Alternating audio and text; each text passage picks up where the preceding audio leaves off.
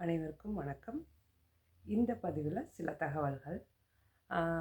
குழந்தைகளுக்கு நீங்கள் அவங்க விழுகும்போதோ இல்லை எங்கேயாவது இடிச்சுக்கும் போதோ உடனே நம்ம வந்து பேரண்ட்ஸ் வந்து அந்த இடத்த அடிச்சுட்டு குழந்தைகிட்ட வந்து நம்ம சொல்லுவோம், பாரு அம்மா உன்னை இடித்த அந்த சேரை வந்து அடிச்சிட்டேன், உன்னை இடித்த அந்த செவரை வந்து நான் அடிச்சிட்டேன், அந்த மாதிரி ஏதாவது ஒன்று சொல்லுவோம்.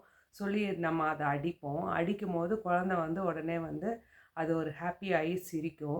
ஸோ இது வந்து இயல்பாக எல்லாருமே வந்து செய்கிற விஷயம்.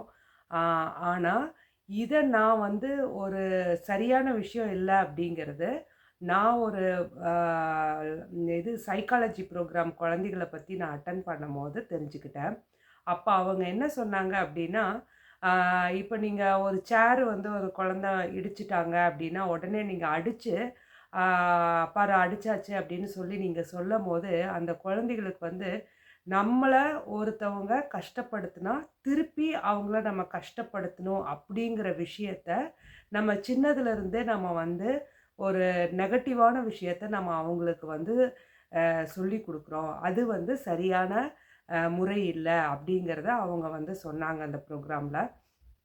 அப்போ வந்து அவங்க என்ன சொன்னாங்க, இப்போ சப்போஸ் இடிச்சுக்கிச்சு அந்த மாதிரி இது அப்படின்னா, இப்போ நம்ம சப்போஸ் ஒரு அந்த குழந்தைகிட்ட வந்து எப்படி சொல்லலாம் அப்படின்னா, அந்த சேரை வந்து நம்ம வாய்ஸை மாற்றி அந்த சேர் வந்து ஒரு சாரி கேட்குற மாதிரி, சாரி நான் இடிச்சிட்டேன் அந்த மாதிரி ஏதாவது பேசுகிற மாதிரி ஃபன்னியாக நம்மளுடைய வாய்ஸையே சேஞ்ச் பண்ணிவிட்டு அப்படி சொல்கிற மாதிரி, சாரி கேட்குற மாதிரி.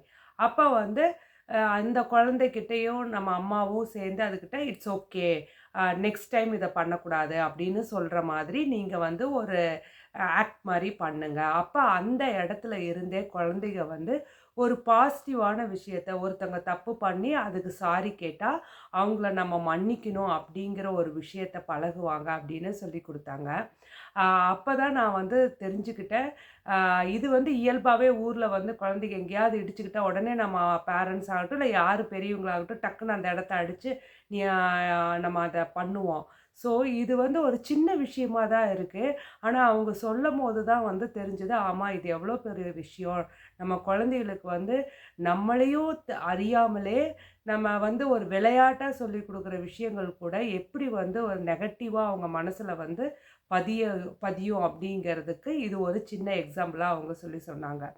அதுக்கப்புறம் எப்பயுமே வந்து குழந்தைகிட்ட பேசும்போது ஏதாவது வந்து குழந்தைங்க வந்து நம்மக்கிட்ட கேட்குறாங்க அப்படின்னா, நம்ம இல்லை, நோ அப்படிங்கிற வார்த்தைக்கு பதிலாக அதே மீனிங் வர ஒரு வேற வார்த்தை, அந்த குழந்தைகிட்ட எப்பயுமே நோ நோங்கிற வார்த்தையை நம்ம சொல்லாமல் அதுக்கு மாற்று வார்த்தை இல்லைங்கிற விஷயத்தையே நம்ம வந்து வேற விதமாக நம்ம வந்து அவங்கக்கிட்ட சொல்லணும். அப்போ எல்லாமே வந்து நம்ம பாசிட்டிவாக எஸ் அப்படிங்கிற விஷயத்த மாதிரி தான் அவங்களுக்கு சொல்லணும். அதை வேறு விதமாக நீங்கள் சொல்லணும்னு சொன்னாங்க. ஸோ இதெல்லாம் வந்து அந்த குழந்தைக சைக்காலஜிகளில் வந்து எப்படி ஒரு சின்ன சின்ன விஷயத்தையும் வந்து அவங்களுக்கு சின்னதுலேருந்தே, ஏன்னா என் குழந்தைக்கு வந்து என் பொண்ணுக்கு நான் சின்னதுலேருந்தே வந்து, ஏன்னா இங்கே லண்டனில் இருக்கிறனால மெயினாக வந்து இந்த வந்து நிறத்தை பற்றியோ அவங்க உருவத்தை பற்றியோ வந்து இது கேலி பண்ணக்கூடாது அப்படிங்கிறது வந்து சின்னதுலேருந்தே இங்கே ஸ்கூல்லையே வந்து ரொம்ப இதாக சொல்லியிருக்கேன். ஏன்னா இங்கே பலதரப்பட்ட நாட்டில் இருந்து எல்லா மக்களும் இருக்காங்க. ஸோ எல்லோரும் ஒன்று தாங்கிற விஷயத்த வந்து அவங்களுக்கு சொல்லிக் கொடுப்பாங்க.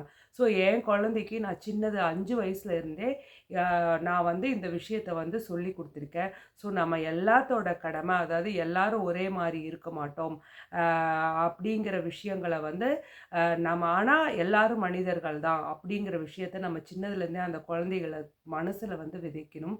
ஏன்னா அது ரொம்ப முக்கியம். ஏன்னா பெருசாகும்போது மற்றவங்கக்கிட்ட வந்து அது விளையாட்டாக அவங்க உருவகேலி பண்ணுறது அந்த ஆப்போசிட்டில் இருக்கிற நபருக்கு எவ்வளோ ஹர்ட்டிங்காக இருக்கும்.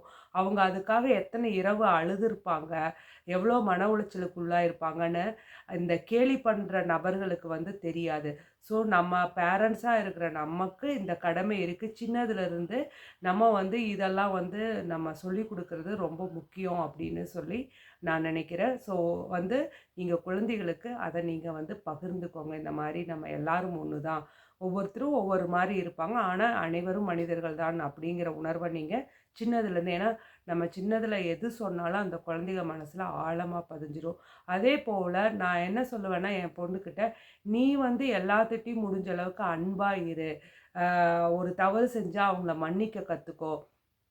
அப்படிங்கிறத நான் சொல்லிக் குடுப்பேன். இப்போ வரைக்கும் நான் சொல்லிட்டு இருக்கேன். என் பொண்ணு அத ஃபாலோ பண்ணிட்டு இருக்கா.